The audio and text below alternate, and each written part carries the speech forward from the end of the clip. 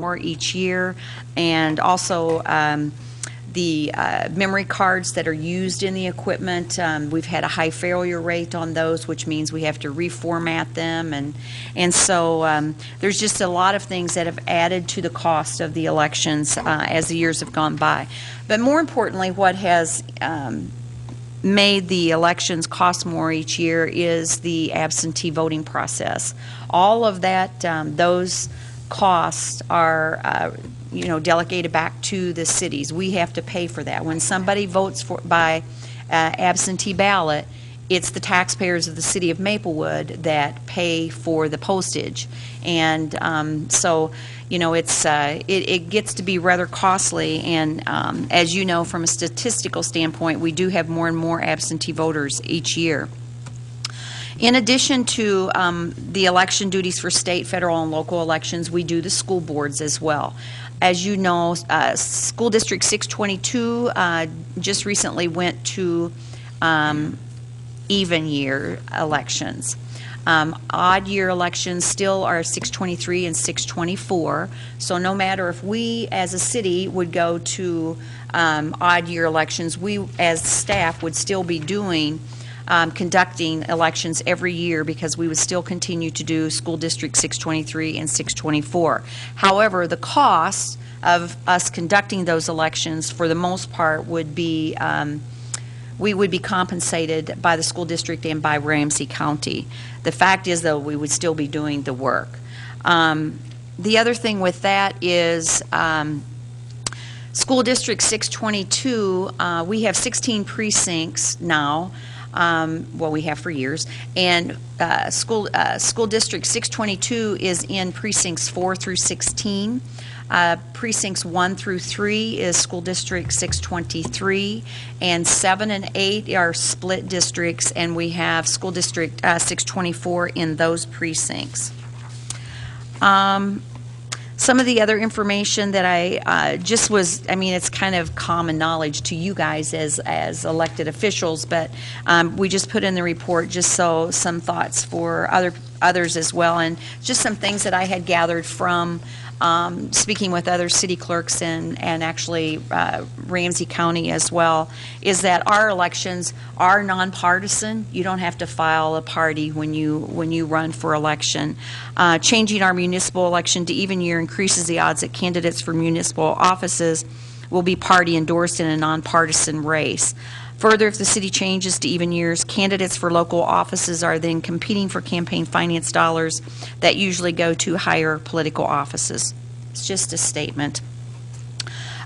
Switching to even year municipal elections may make it difficult for us to retain election judges. This is only from my standpoint. I really don't have a strong feeling one way or the other, except for a couple of issues, and that is when you're doing this only once a year anyway, it's hard to remember everything that you have to do, especially when all the laws are changing all the time. And so you used to have to be, if you were going to be an election judge, you had to be a resident in Maplewood. Then they extended it to the county, and now it's to the state. So I would be fearful that we would lose some judges. Because we do a lot of recruiting to get judges. And the other issue is that I would probably be having more training sessions just because to get them freshened up every year. Finally, one of the things that I just wanted to bring to your attention, which I'm well aware that you're well aware of, would be that our city code would have to be changed, and the ordinance updated on how we conduct our elections for the terms of office. And also, I have included in this report on the back page, a closing paragraph, the terms of each one of the members of the City Council would have to be extended a year, and I've included that in here as well. And that's about all I have, but I would certainly entertain any questions that you may have. Questions or comments by the Council? Mr. Copeland. Yeah, see, the voter participation on the even years is much greater. I would assume that would be better for the city if we have greater participation. Mayor, members of the council, you know, when I've talked to several people, it just goes both ways. Some people, some cities seems to think that the local races then get lost on the ballot. Like you saw, we had the biggest ballot that we've had, a 17-inch ballot this last election with all the judges on it. And there's talk, 622, District 622, I've talked to a couple people that they, you know, maybe they might go back because they're fearful that the local races are going to get lost in the ballot. But it's just a philosophical thing. I mean, it's going to take people getting used to it. Some cities do have evens, some do have odds, so there's a little bit of everything. Ms. Juniman. If you're only counting numbers of bodies that show up and percentages, then you can see this as a win, if you would. I can't imagine that if there had been a city election at the bottom of that long ballot, we'd be lucky if people remembered who we were. To me, there's no point in dragging a whole lot of people to the polls if they don't know anything about what they're voting on. Illustrated by the long list of judges, and nearly everyone you talk to go, have you ever heard of most of those people? Which is really a sad commentary, but that's another discussion.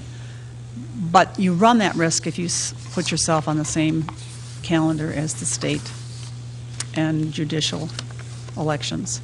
And I personally think it's too important for that. And it's not about me, it's not about anybody sitting here, it's about knowing enough about your city to know who you want to sit at the table. And people were exhausted by the time they were done with the judges. Some people said, I just didn't vote for anybody because it was just too much. Well, I don't want that to happen either. So we won't necessarily come out ahead. If people have too many things to vote on, they're either going to vote for anything that comes to mind or they're going to skip it. So I don't think we can make the assumption that it would be a better turnout, therefore a better election.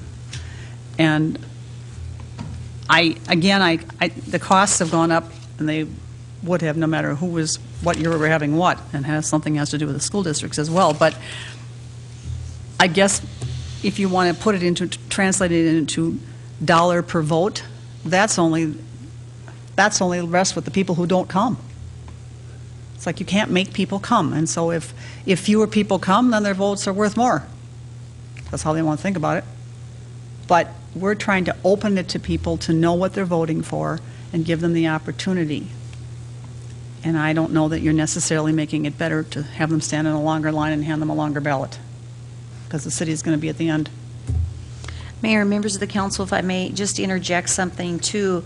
I was actually going to do a column and show what I actually did for a few years, and I was thinking this isn't right, but to show how much each vote cost. Mm-hmm. But it's really hard to do that because, frankly, what we do, I don't want to let the cat out of the bag here or anything, but we take everything that's provided to us as far as supplies from Ramsey County, and then what's left over we use for our local election. But then we try to use our budget to purchase things that we're responsible for purchasing for the next election, mm-hmm. which would be the state or legislative, federal, whatever. So it's kind of hard to tell, mm-hmm. That this is what this costs, because it's not. That's really not true for the most part. The election judges training, et cetera, that would be. Mr. Lanas. In the numbers that you gave us, Karen, are primary voter elections a part of the equation there? In other words, if you're saying 80%, 27% in 2009, for example, does that include primary costs? No, Mayor and members. Mayor and members of the council. The actual budget cost is for both the primary and the general election. Okay. The percentage of voting is only for the general election, because the primary is probably a half of that. Generally, we get 8, 11, 12% for primary election. It has been climbing up though the last few years.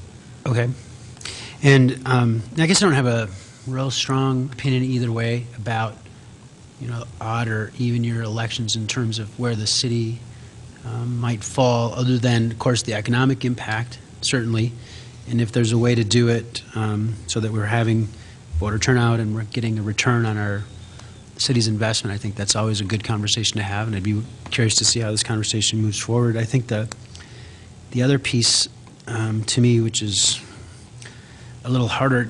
In dealing with the Secretary of State, can you or can a city, a municipal election, how is the ballot layout determined, and do cities have any say in where, say, for example, the mayor or city council elections fall within a ballot?